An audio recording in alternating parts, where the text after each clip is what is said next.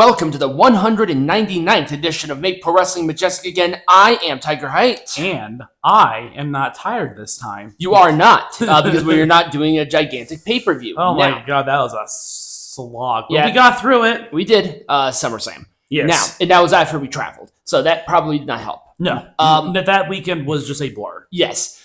Let's get into the show. And we're going to get into drama. Now, there wasn't a ton of drama this week, so there's going to be sort of a mix. But there's kind of a theme when it comes to this drama segment, and that is consequences. That is making a decision and the opposite that will happen. No matter what you do, there are consequences, just like there are benefits. The first one, let's talk about Cora Jade, who is taking a break from wrestling. She is softer than baby shit, but everybody sort of knew that. But people are defending her. And they're defending her for doing OnlyFans because that is her now pretty much career at this point. Yeah. Now, this ties in perfectly. This was a few weeks ago, so it is old news. But once again, we are talking about consequences.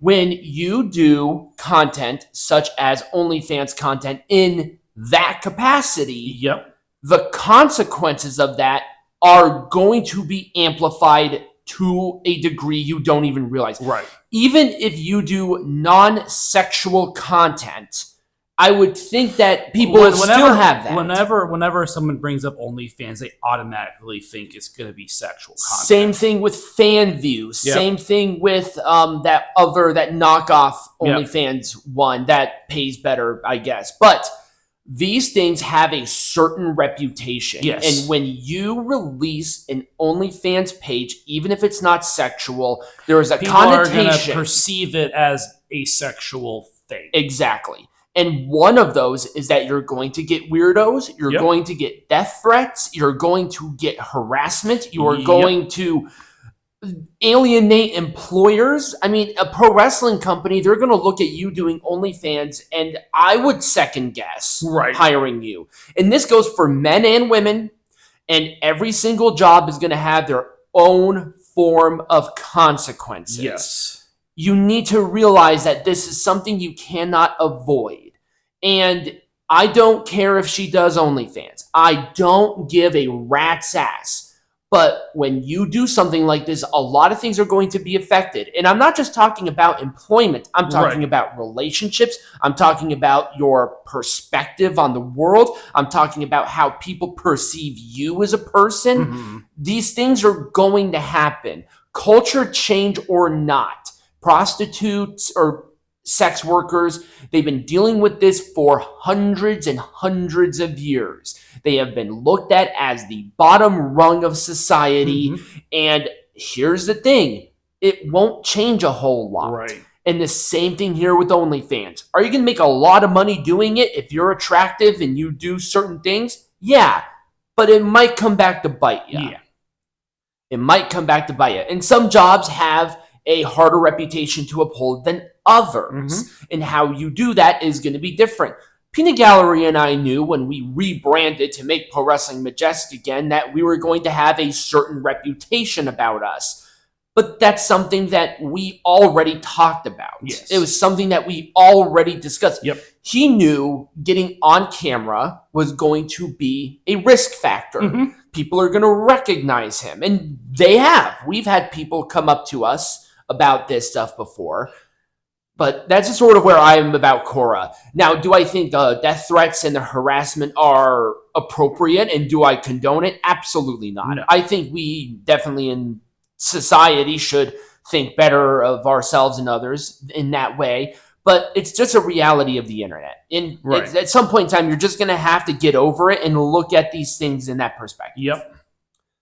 Oops, wrong one. There we go. This picture, this was a painting for a Dynamite segment last week. I said it was AI generated. It looks like AI generated. I do still believe that there is an AI influence to this. Apparently, the artist who did pictures for AEW in the past came out and stated that this is not AI generated. Was he the one who painted it? It's a she, and she did say that she did paint it. Where's the proof? don't know. Where's the receipt?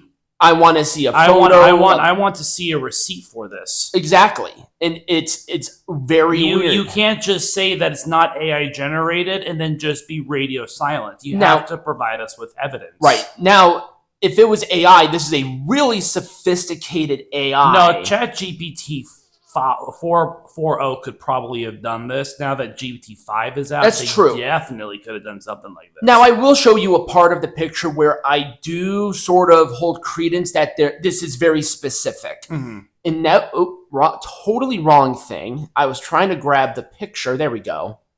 And that's the title. So even though the title, AI will not be able to generate something like that. Yeah, not that. Yeah, not that. It's not that sophisticated. I can note that Don Callis's jeans are off a little bit. That looks very AI-y to me. Mm-hmm. That just looks awkward as fuck. Yep. It's very awkward. Also, the hand grasping the title. It's not holding anything. Why is the screwdriver not going into anything? It's over the jeans. So you see the green handle, the screwdriver going down. It's not behind the jeans. It's in front of the jeans. Why is it front of the jeans and in front of the title? That makes no sense. Right. That makes no sense. And am I going to assume in this that Kyle Fletcher is nude? Yeah, he looks like he's nude. Also, the crotch and this are not in sync whatsoever. No, they are not. It's very odd. So this is why there has been a call out to this person that there has been some AI influence to it. There might have been some influence in it, but definitely probably not fully AI generated. Right. The title is incredibly specific. I don't think it's there yet. Give it another maybe month and it might be, but we're not there yet. So, AEW. I know I like to harken back on this, but I did have a person comment on attendance doesn't matter. Yes, it does. It does matter. Here's the thing. If you are a wrestling company that does not have TV distribution, it maybe does not matter. Now, it helps pay the bills for those specific times. Yeah, that does matter because that is a generating thing. Yeah. Because if it doesn't matter, why are they running arenas? Right. But look at the numbers that are stated here. This is from last week. I took this screenshot, and I took this an hour before the show. 2667 bought the tickets. That is really bad for a show in Cleveland. Mm-hmm. Cleveland is, I would say, one of the more significant wrestling cities on this part of the country. There are a lot of wrestlers that come from there. If I'm not mistaken, Seth Rollins' wrestling school is out in Dayton, or is it in Cleveland? It's one of the two. No, it's in the Quad Cities. It's in Davenport. It's in Davenport. So, like I said, kind of still in that general vicinity. This is really bad. This is very, incredibly, terribly bad. And this is a reflection on AEW's popularity right now. You can't say it's big leagues and you can barely do this. This is TNA numbers. Mm-hmm. It's going down. It's been going down for 3 years. What is it going to take for you people to get a fucking clue? Right. Seriously. SmackDown almost had the same attendance as All In, and All In is supposedly their WrestleMania. Right. How am I... This is just reality. People are like, well, you're just a hater. It does matter, because I want AEW to fucking succeed. Right. I want the alternative to stick fucking around, but these numbers are not a good look for a novice. Right. It's not a good look for the decision makers. Tony Khan can throw as much money as he fucking wants at the wall, but it's clearly not sticking. The fan base is terrible, and this is a clear reflection on all of the problems with AEW right now. And it's only going to continue unless something big changes. Back to consequences. And once again, this is another thing on bad booking. This is the consequence of this. And also the ratings for television. Both things were down, and it still lost to NXT. Right. It still lost to them. And they did actually a better number than they have this whole month. Well, last month, rather.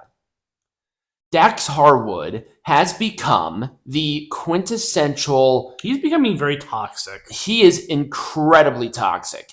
He got into, yet again, another gigantic spat with JD from New York. I saw that. Dude, you need to get off of social media. Right. This is getting really embarrassing now. It is. Like before it was, the WWE puts a leash on people for a reason. Exactly. Because he looks nothing like a pussy and a fool. And when people call him out, guess what he does? Block. He puts his own echo chamber on him, and it makes him look even worse. Mm-hmm. It makes him look even worse. I can't believe this is the one that wasn't arrested for the road rage incident. It was the other one. I know, you would think, right? At least the other one's not as much of a fucking coward. And yes, Dax, I would say this to your fucking face. I would whoop your ass, bitch. Because if you are the one who sort of does this on social media, I ain't fucking worried about you. I ain't worried about you in the fucking slightest. JD from New York can probably whoop your ass. Yeah. And this is coming from me, who doesn't even like JD from New York. I think he's an insipid little dork. But he could still kick your fucking ass. And finally, Chelsea Green. Now, why am I talking about Chelsea? Well, I'm glad you fucking asked. I know the thing is off because I'm an idiot. So Chelsea Green, she needs to take a break from social media because you're all bad attitude. Yeah, it is. Because she defended Hulk Hogan. Legitimately fuck all of you. She defended Hulk Hogan. Well, I don't know if she wanted to. I don't know. Well, she didn't defend him. She put out her own tribute to Hulk Hogan despite her views on racism. And here's the thing. A lot of what she said was correct. Despite what you think of him now, he was a huge inspiration for a lot of the wrestlers. He built wrestling as it exists today. Exactly. That in of itself is one piece that you can say, yeah, he deserves to be remembered for that. What he does not need to be remembered for is all the racist shit. Right. And that's it. Well, he's come out to apologize, and he donated a ton of money, and he did a lot of work to sort of show that he was remorseful for what he said. He did. But Chelsea was bullied, harassed, death threats. She had to take a break. Now, I think some people put way too much emphasis on social media. I think y'all have way too much time on your hands. Exactly. I get fucking death threats all the time. I don't go running and crying to fucking mommy. I don't give a shit because it's just nothing. But some people don't like it. And social media is supposed to be fun. And there are times when it's not. Social media is a cesspool, especially Twitter. Yes, it is a cesspool. It is 1,000% a cesspool. X, or whatever you want to call it. It has become just the worst thing.